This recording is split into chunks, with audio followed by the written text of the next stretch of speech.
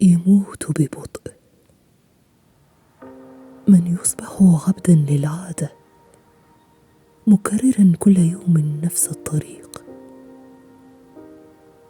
من لا يغير المسار، من لا يجازف، ومن لا يغير ألوان ملابسه. من لا يتحدث مع من لا يعرفه.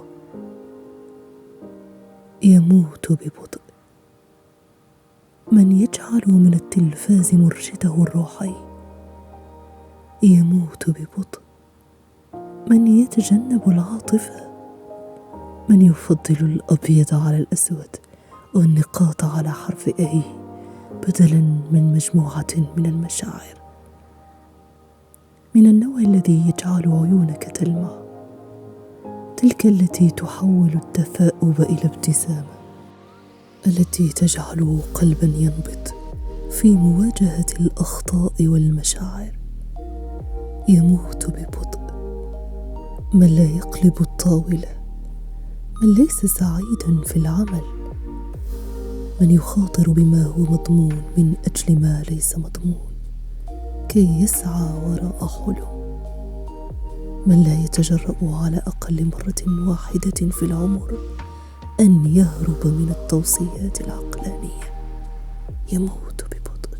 من لا يسافر، من لا يقرأ، من لا يستمع إلى الموسيقى، من لا يجد الرحمة في نفسه.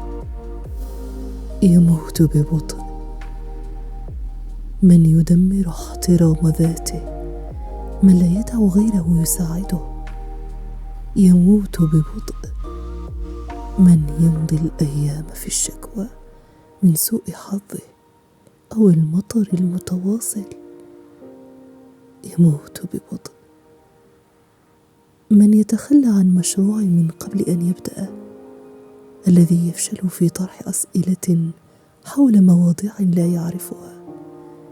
دعونا نتجنب الموت بجرعات صغيرة، متذكرين دوما أن يكون الإنسان حيا يتطلب مجهودا أكبر بكثير من حقيقته البسيطة.